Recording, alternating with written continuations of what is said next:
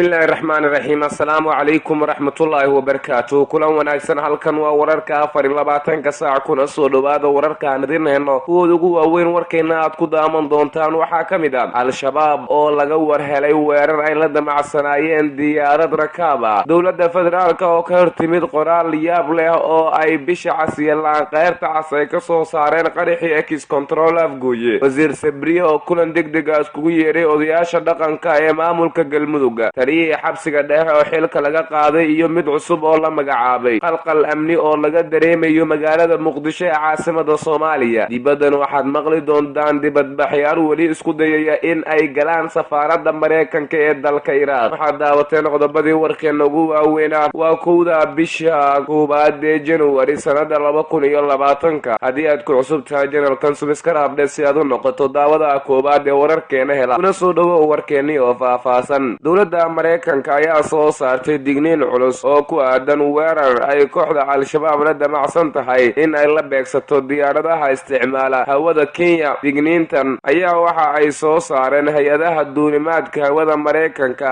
ee loo yaqaano FAA kadib markii ay heshay xog ku saabsan qorshaha al-shabaab ay ku doonayso in ay ku weerarto diyaaradaha kala duwan ee adeegsada hawada dalka kenya warbixinta ay soo saartay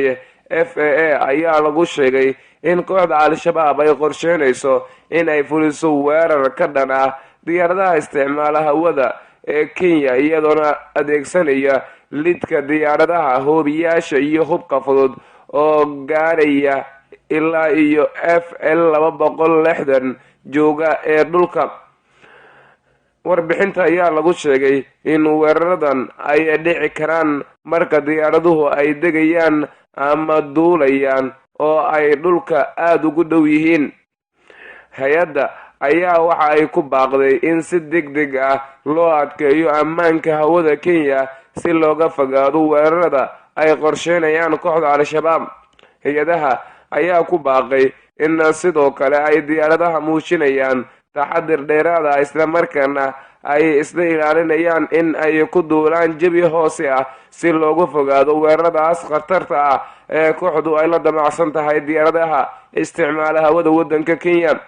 hawada ayaa xustay in digniintan dib u eegis ay ku sameyn doonto 26 bisha February ee sanadka 2020 digniinta ka soo baxday hay-adda ee hawada waddanka mareykanka ayaa ku soo aadaysa xilli al-shabaab ay 2 jeer ay weerar ka furiyeen gudaha waddanka Kenya isla markaana dad badan ay ku dileen al-shabaab ayaa horay wacad ugu martay in ay xoojin doonaan weerarada ay ka fuliyaan gudaha waddanka Kenya inta ciidanka Kenya ay ka baxayaan gudaha Soomaaliya dowladda Kenya ayaa waxa ay Soomaaliya ka jooga ciidamo badan oo ka tirsan howlgalka midowga Afrika AMISOM la yiraahdo kuwaasi oo Soomaaliya ka socda in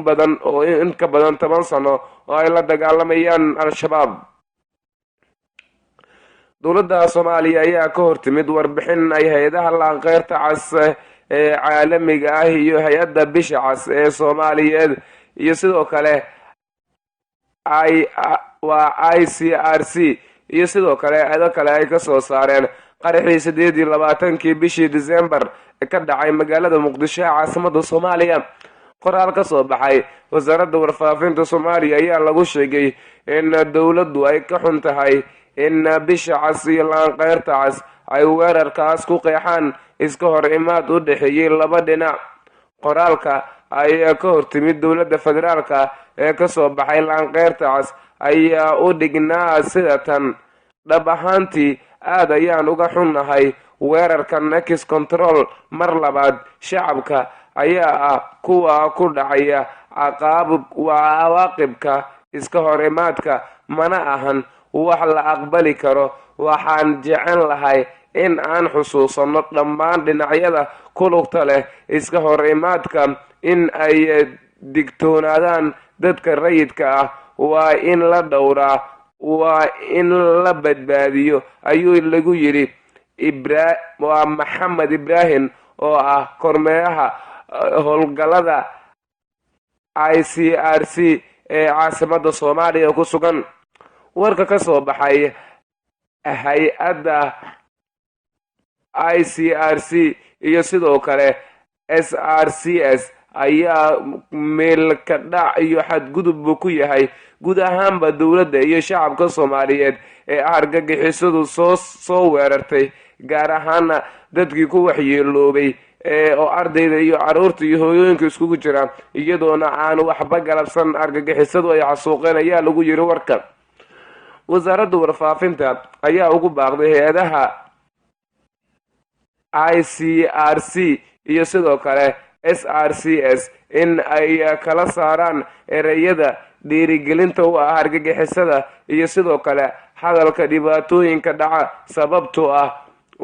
bay tiri wasaaradda. hadalka ka soo baxay labadaasi hay-adood wuxuu marin habaabin ku sameynayaa muuqaalka uu lahaa weerarkii argagixiso ee 28 bishii December ee lasoo dhaafay. qoraalka ayaa arrintaas ku daray labada hay-adood ee aan kor ku soo sheegnay in kuwa la midka ah howlgallada Soomaaliya waxaan la socodsiinaynaa in dowladda iyo shacabka Soomaaliyeed ay dagaal kula jiraan argagixiso duulaan ku ah dalkooda iyo sidoo kale dadkooda iyo diintooda. sidaas darteed baa la yiri oo ay xadgudub tahay in argagixiso u taagan xuquuqda shacabka Soomaaliyeed la barbar dhigo dowladda Soomaaliya oo ficilada dooda loo yeelo wajiyo kale oo ka duwan wajiyada hadda jira. dhinaca kale, dowladda federaalka Soomaaliya ayaa soo dhaweysay warmurtiyeed ka soo baxay golaha ammaanka ee qaramada midoobay 30 bishii December 2019 kulan degdeg ah ay ku yeesheen weerarkii isgooska Ex Control Afgooye ee magaalada Muqdisho ka oo ay ku dhinteen dad shacab oo aad u fara badan. wararkayna ka soo gaaraya magaalada Dhuusamareeb ee caasimada Galmudug ayaa waxay sheegayaan in wasiirka arrimaha gudaha Soomaaliya Cabdi Maxamed Sabriye uu kulan degdeg ah iskugu yeeray odayaasha dhaqanka ee ka soo jeeda degmooyinka Dhuusamareeb iyo sidoo kale Gurcayl.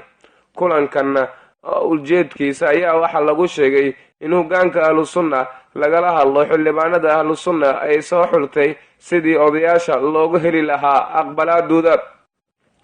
qaar ka mid ah beelaha deegaanada Galmudug ayaa ka soo horjeestay 20 xildhibaan ee Ahlusunna la siiyay sida beelo ay ugu qaybiyeen isla markaana cabasho ay ka qabaan. 30 bishii la soo dhaafay ee December sanadkii 2019 ayaa qorshe waxa uu ahaa in lagu dhabaaqo xildhibaanada cusub ee Galmudug, balse aan weli la xulin, waxaana taasi ay dib u dhigaysaa xilliga ay dhici lahaayeen doorashooyinka gudoomiyaha baarlamaanka, ku-xigeenadiisa iyo madaxweynaha iyo ku-xigeenkiisa. arrintan ayaa ku soo aadaysa xilli ra'iisul wasaaraha dowladda Soomaaliya Xasan Cali Kheyre oo xalay guriga uu ka degan yahay Dhuusamareeb ee xarunta gobolka Galgaduud kulan kula qaatay Macalin Maxamuud oo ah hoggaanka Ahlusunna. Kheyre iyo Macalin Maxamuud ayaa ka wada hadlay dardargelinta iyo dhamaystirka dhismaha maamulka loo dhan yahay ee Galmudug. sidoo kale waxaa la sheegay in kulankooda looga hadlay wax ka bedel lagu sameeyo beelaha ka soo jeeda xubnaha mudaxiraadka ka mid ah noqonaya golaha wakiilada Galmudug. kulankan ayaa ku soo aadaya iyadoo aan isfaham laga gaarin xildhibaanada Ahlusunna, isla markaana beelaha qaarkood ee Galmudug ay salugsan yihiin. taliya xabsiga dhexe xamar Jarnaal Maxamed Sheekh Cumar Xirsiile ayaa si rasmi ah xilkii looga qaaday kadib markii uu dhowaan shaqada dib ugu soo celiyay taliyaha ciidamada asluubta Mahad Cabdiraxmaan Aadan. dowladda federaalka ayaa soo fargelisay arrintan iyadoona ka hortagtay tallaabadii ee shaqada dib loogu soo celiyay taliyahaasi. taliyaha cusub ee xabsiga dhexe ayaa loo magacaabay gaashaanle sare Aadan Xuseen Kulmiye sida aan xogta ku helnay. Xirsiile ayaa waxa uu horay looga duubay muuqaal isagoo mid ka mid ah isbitaalada Muqdisho kala baxaya bukaan xanuunsanaya, isla markaana la sheegay in uu ku jiray mid ka mid ah isbitaalada Muqdisho. halka warkan aad ka daawanaysaan waa wararka 24 saac markana ku soo dhawaada warka dibadda. ciidamada ammaanka ee safaaradda Mareykanka ee Baghdad ayaa maanta u adeegsaday sunta dadka ka ilmeysiisa in ay ku kala eriyaan dibadbaxyaal Iiraaniyiin ah oo taageersan dowladda iiraan oo ku sugan iridda hore ee safaaradda. kumanaan banaanbaxyaal ah oo taageersan maleeshiyada ay hubaysan oo Iraaq iyo sidoo Suuriya ay taageerto ayaa waxaa la sheegay in dad badan ay ku dhinteen banaanbaxan. dibadbaxayaasha ayaa ka gudbay barta kontarool ee safaaradda ku dhex taala albaabka hore, waxaana la sheegay in ciidanku sun ay u adeegsadeen dadka dibadbaxa ka dhigayay afaafka hore ee safaaradda Mareykanku uu ku leeyahay magaalada Baghdad ee caasimadda dalka Iraaq. guud ahaan baahinteennii waa anaga intaas. haddii aad ku cusub tahay janalkeena subscribe dheh si aad u noqoto daawadaha koowaad ee wararkeena hela. warka mid lahayna intaan ku kulmi doono nabad iyo caafimaad baan idin rajeynayaa. dhammaantiin nabadgelyo.